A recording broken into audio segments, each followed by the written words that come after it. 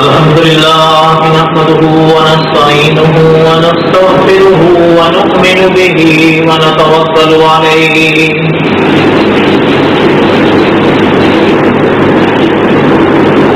ونعوذ بالله من شرور أنفسنا ومن سيئات أعمالنا من يهده الله فلا مضل له ومن يضلله فلا هادي له وأشهد أن لا إله إلا الله وحده لا شريك له ونشهد أن سيدنا وسندنا ومولانا محمدا عبده ورسوله أما بعد أعوذ بالله من الشيطان الرجيم بسم الله الرحمن الرحيم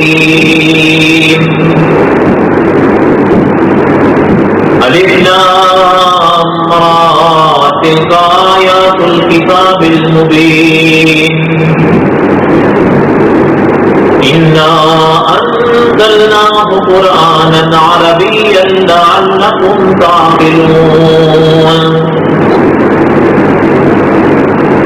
نحن نقص عليك أحسن القصص بما أوحينا إليك هذا القرآن وإن كنت من قبله لمن الغافلين صدق الله العظيم وبلغنا رسوله النبي الكريم ونحن على ذلك لمن الشاهدين والشاكرين والحمد لله رب العالمين اللهم صل على محمد وعلى آل محمد كما صليت على إبراهيم وعلى آل إبراهيم إنك حميد مجيد اللهم بارك على محمد وعلى آل محمد كما باركت على إبراهيم وعلى آل إبراهيم إنك حميد مجيد قصص الانبیاء علیہ السلام کے اخبار ہم پڑھ رہے تھے.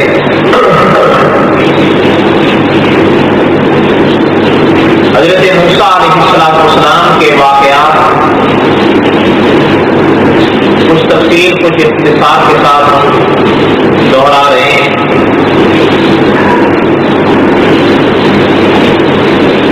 گزشتہ جمعہ چونکہ عقیدہ ختم نبوت کے اخبار پڑھنا تھا اس لیے نامہ رہا اور گزشتہ سے وابستہ جمعہ ہم حضرت موسیٰ علیہ السلام کے واقعات جہاں تک دوہرا آئے تھے کہ حضرت موسیٰ علیہ السلام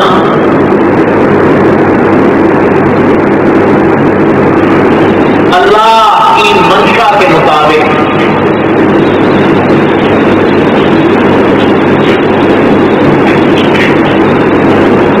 بادشاہ کے گھر میں پہنچے. قدرت کو یہی منظور تھا کہ حضرت موسیٰ علیہ السلام کی پرورش اس گھر میں. اس دن میں کئی باتیں پڑھی ہم نے اس بات سے.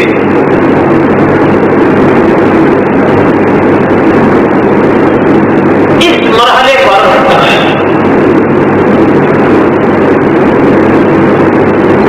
علماء نے لکھا ہے کہ حضرت آسیہ کی بات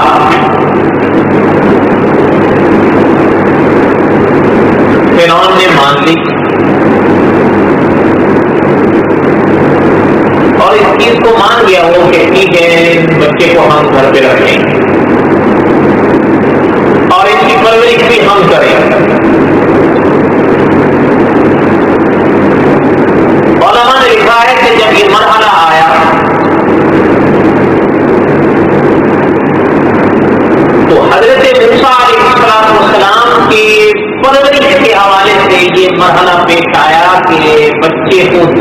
پلانے کا۔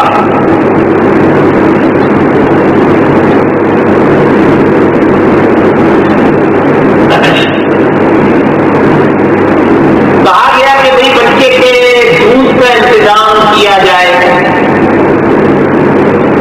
دائیاں بلائی جائیں۔ علماء نے جو کچھ لکھا اس کا خلاصہ یہ ہے کہ ایک نہیں کئی دائیاں آئیں، اور ظاہر ہے کہ وہ جو بہرحال اعلان ہوا تھا کہ بادشاہ کے ہاں آنا ہے اور بچے کو دودھ پلانا ہے، تو ظاہر بات ہے پھر وہ جو جن کا پیشہ تھا یہ یا جو اس کام سے جڑی ہوئی تھی ان کے تو سامنے یہ چیز تھی کہ اگر بادشاہ کے حکم کو ہم پورا کریں گے تو ہمیں انعام ملے گا، تو کس نے پیچھے رہنا تھا؟ علماء کی عبارات کا خلاصہ یہ ہے کہ ایک نہیں کئی آئیں، اور ہر ایک نے ممکن کوشش کی کہ بچہ میرا دودھ پی، لیکن اللہ جلال والاکرام کی شان ہے وَحَرَّمْنَا عَلَيْهِ الْمَرَاضِعَ مِنْ قَبْلُ، اللہ نے قرآن پاک میں فرمایا ہم نے ان دائیوں کے ہر ایک دودھ کے ہر قطرے کو اپنے پیغمبر پر حرام کر دیا۔ ان پاک آیت کے جملوں میں علماء نے لکھا ہے کہ دائیاں اٹھاتی ہیں پیغمبر کو اپنے سینے سے لگاتی ہیں، لیکن ہر سینے سے حضرت موسیٰ نے منہ پھیرا، کیونکہ علماء نے لکھا ہے کہ وہ دانت پینے نہیں دے رہی، اور اللہ نے تو خود جو فرمایا حرمنا علیہ المراضع من قبل، ہر ایک کا دودھ ہم نے اپنے پیغمبر پر حرام کر دیا۔ علماء نے لکھا ہے پیغمبر ہوتے ہیں، نبوت کے فیصلے تو بچپن میں ہوئے تھے نا، تو جب اللہ نے حرام کر دیا تھا تو پیغمبر کیسے منہ لگاتے؟ اور یہ بھی ایک چیز ہے کہ اکابر نے لکھا ہے، یاد رہے کہ یہ تکوینی حکم تھا،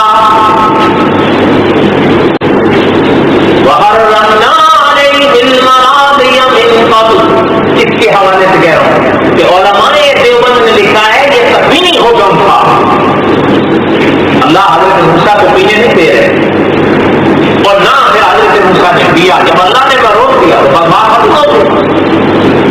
اب ظاہر ہے کثرت الانبیاء لکھتے ہیں کہ اب وہ لوگ پریشان ہو گئے، بھی یہ تو کسی کا دودھ پینے دے، ہم نے تو ذمہ لیا ہے اس کی پرورش کرنے کا، اعلانات ہوئے ہیں، لیکن یہ تو دودھ ہی کسی کی نہیں پی رہے۔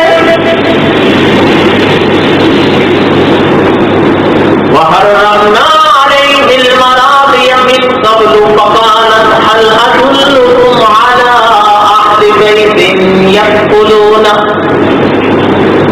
لَكُمْ وَهُمْ لَهُ نَاصِحُونَ۔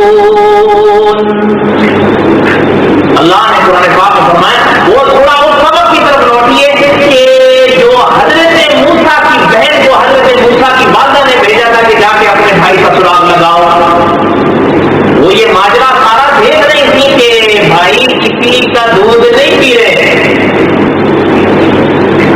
تو موقع پایا، موقع کیسے پایا وقت نہیں ہے، بس ٹھیک ہے اتنا سن لیں گے، موقع پایا، اکابر نے تفصیلات لکھی ہیں ہم اس میں نہیں جاتے، پہلے سنیں، موقع پا کر فقالت هل أدلكم على أهل بيت يأكلون، بات ہوئی، کہنے لگی کیا میں تمہیں ایک گھرانہ بتاؤں جو ان کی پرورش کرے گا، جو چاہو تم تو ان کی پرورش کرے، لَكُمْ وَهُمْ لَهُ نَاصِحُونَ، اور وہ بڑا خیرخواہ ہے ان کا۔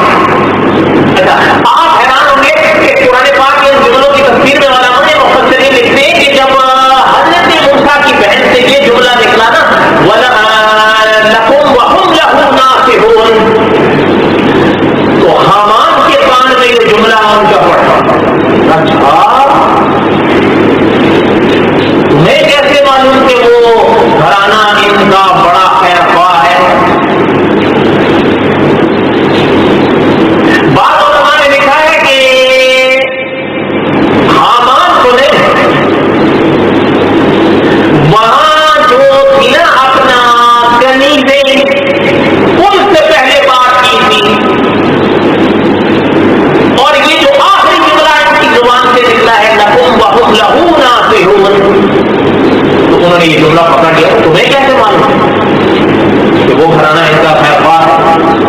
मालूम होता है कि तुम जानती हो इस बच्चे को कौन है ये। और बाद अकाबे ने लिखा है कि नहीं, ना हामान था ना खरीदे थी, बल्कि फिरौन के सामने जब उनको लाया गया और उनकी ये बात फिरौन ने सुनी तो फिरौन ने इस जुमले पर गिरफ्त की कि लहुम वहुम लहू नासिहुन, तुम्हें कैसे मालूम। अरे इन जुमलों से पता चलता है कि तुम जानती हो कि ये कौन है। इसको बच्चा साहिब कसस अंबिया लिखते हैं कि हजरत मूसा के बहरहाल खान वादा नबूवत के घर में पैदा हो रही थी। वो सिलसिले तो चल रहे थे, कहीं ऊपर और कहीं भाइयों में, फिर एक भाई भी नहीं, दोनों भाई। तो वो कहने लगी, वो समझदार थी, तो वो अकाबा ने लिखा है, साहिब कसस अंबिया लिखते हैं कि फौरन फरमाने लगी कि नहीं देखो तुम्हें गलतफहमी हो रही है, लहू वहुम लहू नासिहुन से मुराद मेरी ये थोड़े, मेरी मुराद तो तुम हो, लहुम वहुम लहू नासिहुन के तुम्हारे खैरमान है, तुमने हाँ इनकी तरफ समझ लिया, मैं तो तुम्हारी तरफ कर दी। कोई समझ आई आपको? इसको अकाबिर की इस्तिलाह में कहते हैं तोरिया फिल कलाम। और तोरिया फिल कलाम क्या है, ये हम हजरत इब्राहिम अलैहिस्सलाम के वाक़यात में तफसील में पढ़ चुके हैं। अकाबिर ने लिखा है जब उन्होंने ये फरमाया, दोनों सामने क्या फिरौन था या हामान था या कबीले से मान के ठीक है चलो। असल बात ये है कि दिल की गहराइयों तक वो हवाले पहुंचने ही नहीं दे रही थी कुदरत। इसकी कुदरत को मंजूर जो था कि इनकी परवरिश किसी घर में होगी, तो फिर रुकावट कैसे बन सकती। कोई बात आपको भी समझ में आ रही है? अच्छा, अकाबिर ने लिखा है कि वो कहने लगे कि अच्छा बताओ,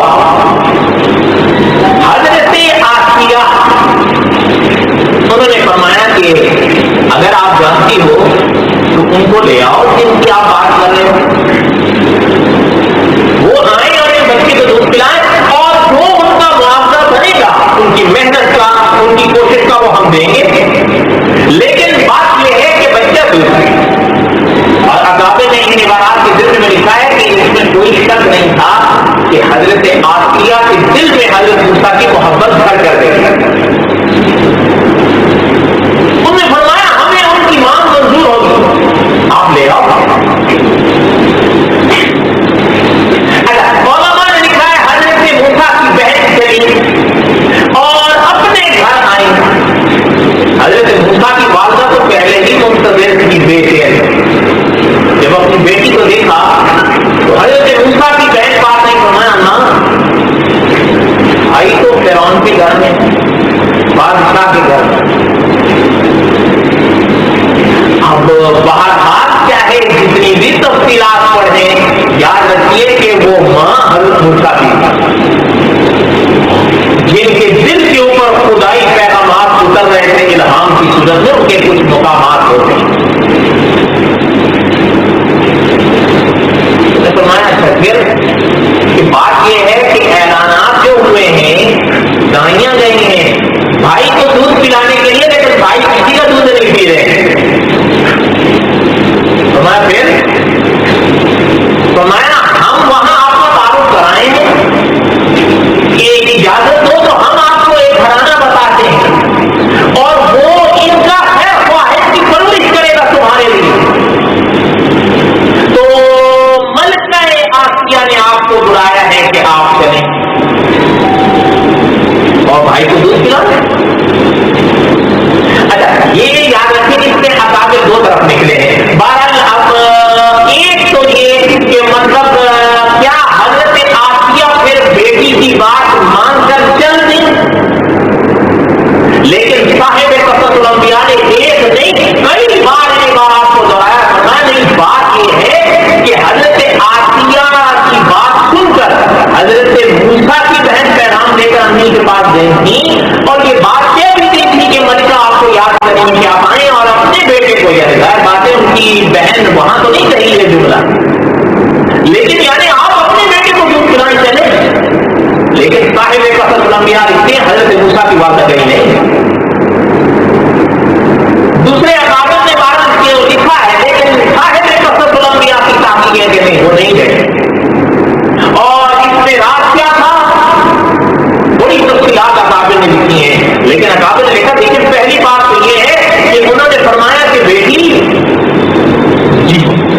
جنہوں نے مجھے فرمایا تھا کہ ان کو دریا میں ڈال دو، انہوں نے تو فرمایا تھا آپ تو نہیں ان کو آپ کے پاس لائیں گے، تو جو یہاں تک لے گئے ہیں وہ واپس بھی لائیں گے. نہیں میں نہیں جاتا. جب ان کے بعد انہوں نے جو فرمایا دریا ڈال دیا.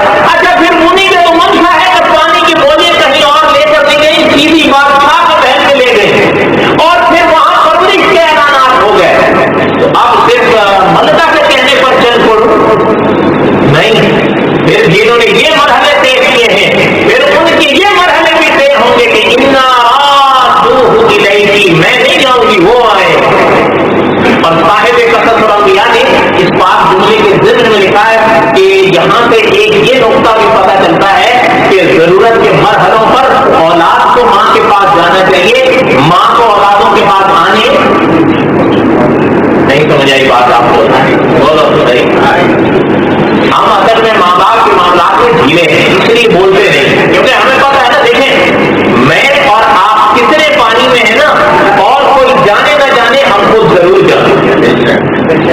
حدیث شریف میں فرمایا گیا ہے سب سے بڑا مفتی انسان کی جہاں قدرت میں رکھا ہے، جس کو ضمیر کہتے ہیں. آپ مجھے نہیں جانتے، میں آپ کو نہیں جانتا. قدرت نے ہمارے عیبوں پہ پردے ڈال رکھے ہیں، لیکن میں اور آپ خود تو جانتے ہیں کہ ہم کتنے پانی میں.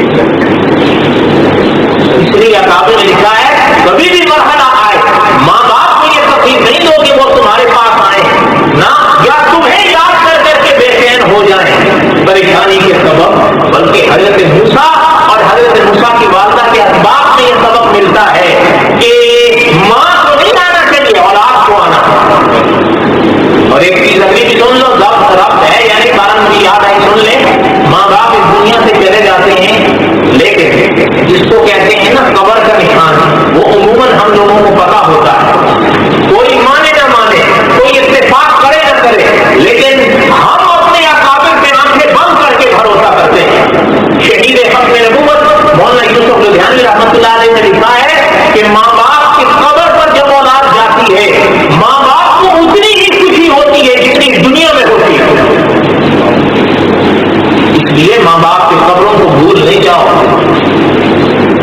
یہ کوئی مانے نہ مانے، ہم میں نے پہلے کہا ہم اپنی اکابر کی تحقیق پر آنکھیں بند کر کے بھروسہ کرتے ہیں. بڑے بڑے واقعات اکابر نے لکھے ہیں، ہم سب کو نہیں سنائے جا سکتے. آگے چلے ماں باپ کے ابواب کو مستقل آئیں گے اگر اللہ کو منظور ہوا. حضرت موسیٰ علیہ السلام کی والدہ نے فرمایا کہ دیکھو بیٹی میں نہیں چاہوں جس قدرت نے یہ سارے مرحلے دیکھے وہ مرحلہ بھی وہی طے کریں گے.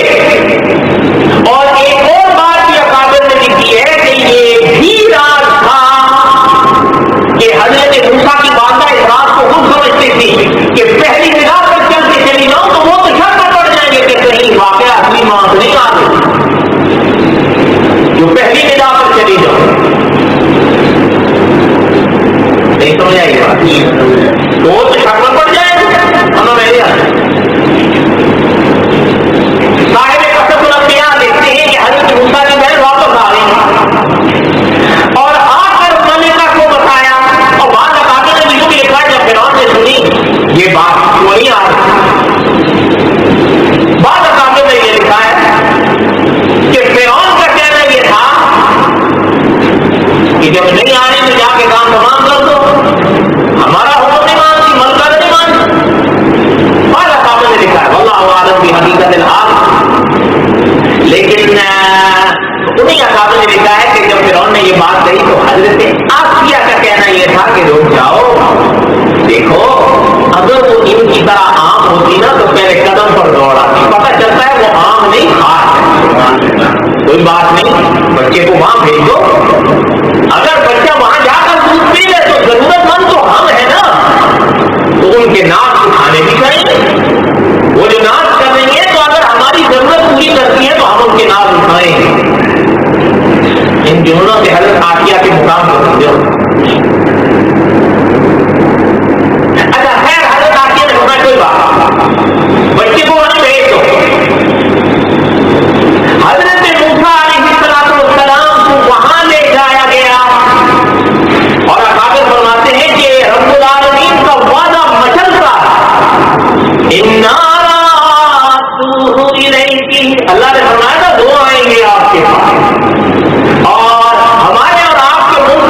शहीद गुजरे, फौत हो गए, दुआ करें अल्लाह ताला उनकी कब्र पे करोड़ों रहमतें नाज़िल फरमाए।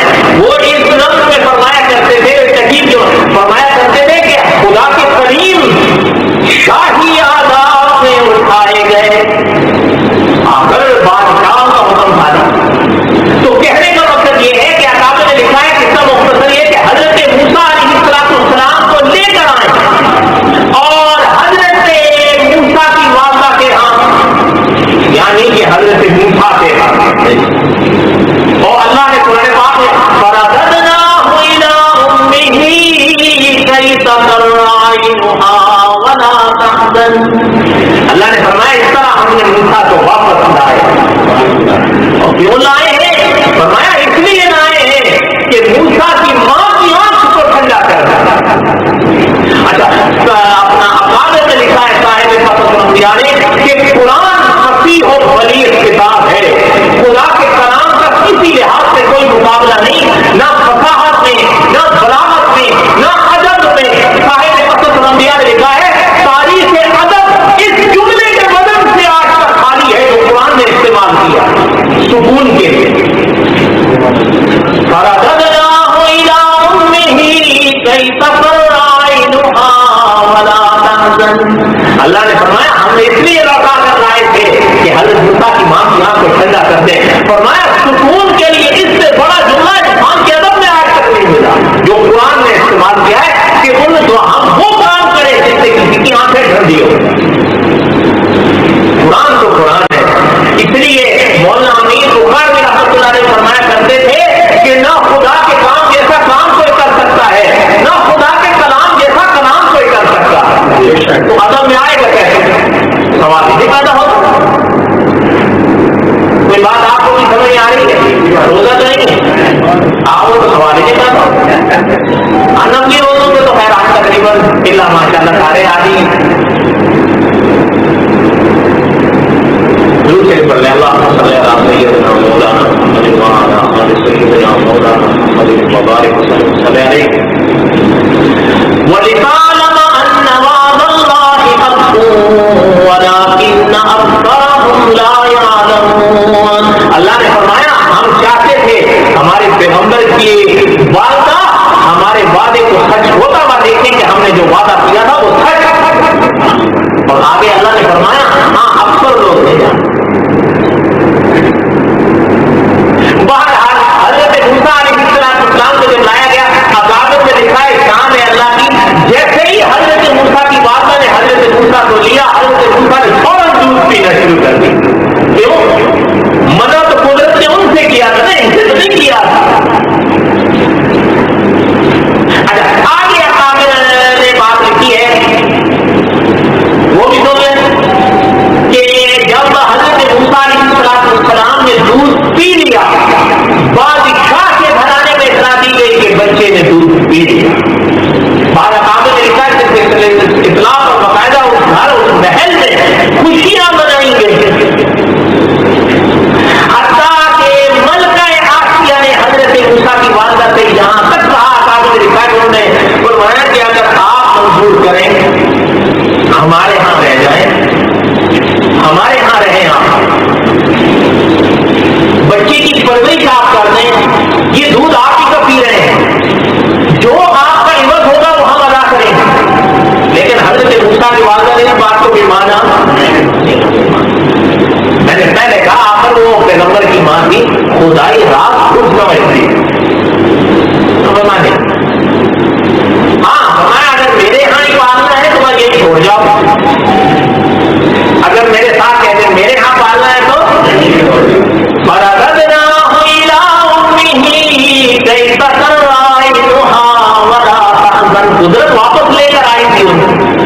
मैं यही छोड़ जाऊं, अगर चाहते हो कि हम दूध पिलाएं, हमें दूध पिलाने से इंकार नहीं है, तुम्हारे महल में जाने रहने से इंकार। समझ आई बात? समझ आ रही है मेरे दोस्तों? और बोलो तो सही। पैगंबर होते। अच्छा खैर अकादर में लिखा है कि मंजूर हुआ, हज़रत आसिया ने फरमाया ठीक है हमें मंजूर है, अलबत्ता आप नहीं आती हमारे यहाँ, रहना भी मंजूर नहीं कर रही, तो चले میں بچہ آپ کے یہاں رہے، پرورش پائے کی ضرورت مند ہم ہیں، لیکن ایک تمنا تو ہماری بھی آپ رکھ لیں۔ تو حضرت موسیٰ نے فرمایا کیا بات ہے؟ اکابر نے لکھا ہے حضرت آسیہ نے فرمایا کہ کبھی کبھی ہمارے پاس لے آیا کرے۔ حضرت موسیٰ کی والدہ نے فرمایا ہمیں اس سے انکار نہیں، یہ منظور یہ علماء نے لکھا ہے کہ یہ سلسلہ چل پڑا وَلَمَّا بَلَغَ أَشُدَّهُ وَاسْتَوَىٰ آتَيْنَاهُ۔ اچھا اس سے پہلے ایک بات اور سنو، وہ بھی یاد آئی، مطلب وہ رہتے ہیں۔